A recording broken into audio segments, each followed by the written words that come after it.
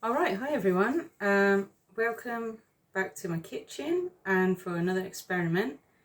This evening I'm going to try and make some hot sauce, which I've never done before. If you've seen my previous videos, you know I'm a big fan of chili. Just run out of hot sauce, and at the moment it's quite a noise going to the shops, as we're all aware. Big respect to all the supermarket workers that are keeping things going for us all. So I thought, well, you know what I have got in is a load of chilies. So, and what's more, they're clean and hygienic chilies, even better. So I'm going to have a bit of a go and make my own hot sauce and just see how it goes. So before I get started, I wanted to give a plug for what is undoubtedly the best hot sauce in Birmingham. So I'd actually strongly recommend, rather than try and make your own, get some that's made by Pips. So Pips hot sauce is far and away the best hot sauce you can get. And if you go to pipshotsauce.co.uk, you can buy some there. And I think the code PIPSTERS, PIPSTERS, should get you a 20% off discount as well. So rather than faffing around like I'm about to do, just go and buy some of Pips and you won't be disappointed. So what I've done, before the video, I've roasted off a few bits that I had sitting around. So I've got an old bit of pepper, got a few cherry tomatoes, one old red onion, and there's also a few garlic cloves there. So I'll just put them into the oven. It was around between 150 and 200 degrees. And I'll just put them in and like smelt and looked for when they were starting to go a bit brown. So I'm really feeling my way here. What I'm thinking to do first of all is get some of the chilies with a bit of hot water and try and make it like a bit of a mash, chili mash I think it's called.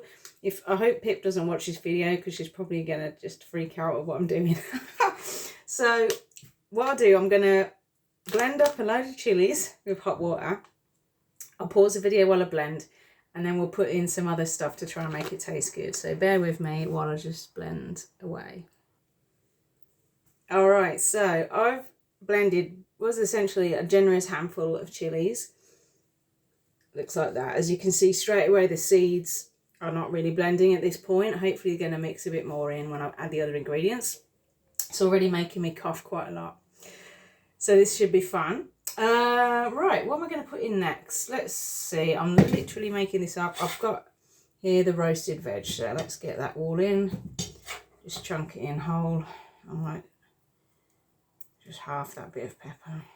Break it down slightly.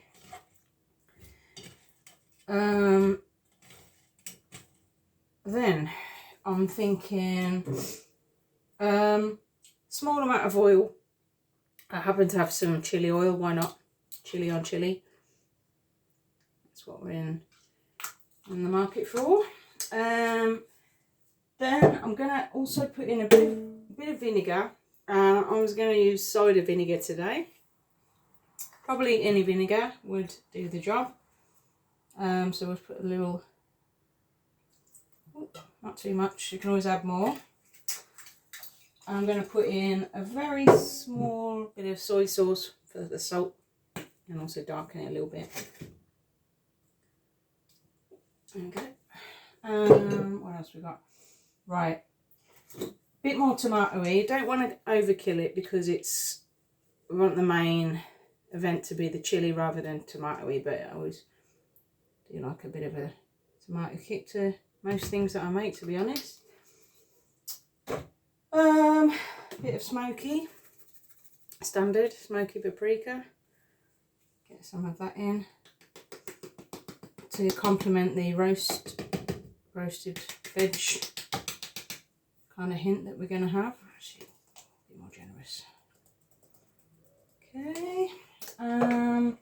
Right, and then I've got some dry coriander leaf, sort of, not the powder but the leaf version.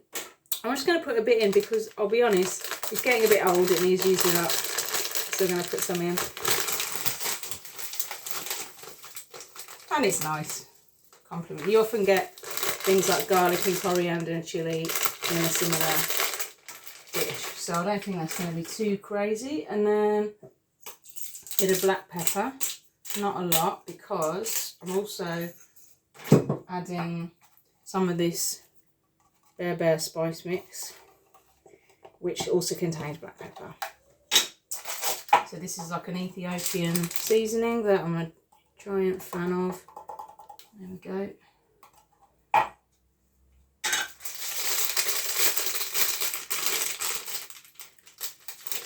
Also, I'd just like to correct myself for describing the flavour as crazy. I think it would be more appropriate to say something like outrageous. There's actually nothing wrong with being crazy. Most of us are to some degree. And then the final thing I'm going to put in, this is some pomegranate sauce, which my friend Sam got. She's now left the country, but before she went away she got some of this and I've inherited it, and it's really good actually. I put it in a lot of savoury cooking. It's really sort of tangy, and you'll probably find this in maybe like some sort of Eastern European shop. Right, so everything's in there. I'm going to give it another blend and come back to you and see what's what. Okay, so I finished blending it up. You can see the seeds are still pretty large. I've got it as smooth as I can. It's really come out a bit more like a kind of a salsa than one of a hot sauce that would keep for a very long time on the shelf. So it's going to be something that hopefully I'll get through in a space of a couple of weeks, which shouldn't be too difficult for me. Yeah, so it smells excellent.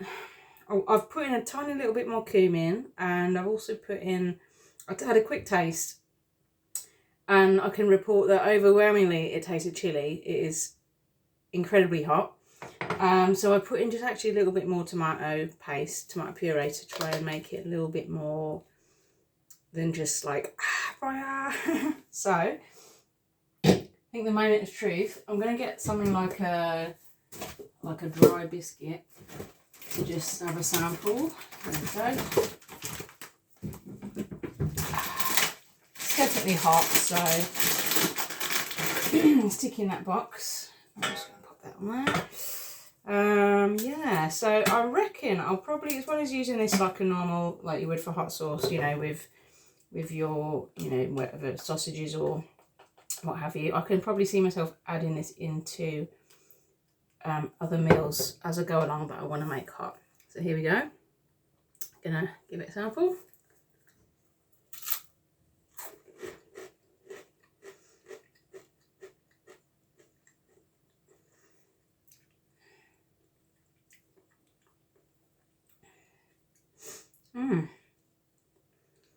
It's not too bad. It's not too bad for a complete amateur novice.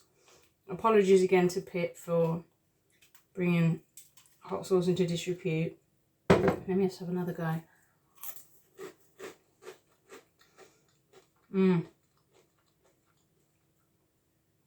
That's going to do me fine, I think. Pretty happy with that.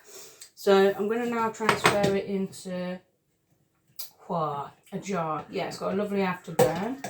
Oh yeah, getting a little bit of like sweat coming on the face. Always a good sign. So let's get that in there.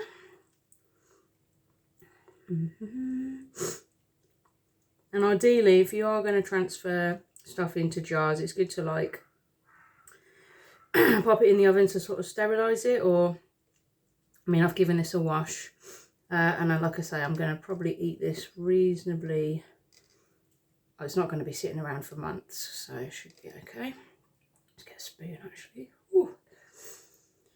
Yeah, so that was my attempt at how to create something that's not only very, very fiery hot, but it's got a bit of depth to it. Yeah, I'm pretty happy with that for a first attempt. There we go.